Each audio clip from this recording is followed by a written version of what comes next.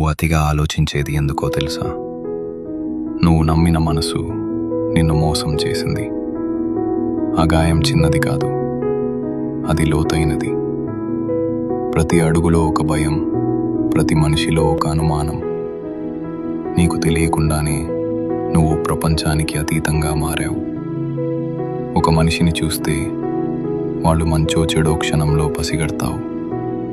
నీ మనసు ఒక వేదిక, అక్కడ మంచి చెడు రెండూ ఆడతాయి. ప్రతి పదం వెనుక మరో అర్థాన్ని వెతుకుతావు. నీకు అబద్ధం చెప్పే ధైర్యం ఎవరూ చేయలేరు, ఎందుకంటే నీ కళ్ళలో నిజాన్ని దాచలేరు.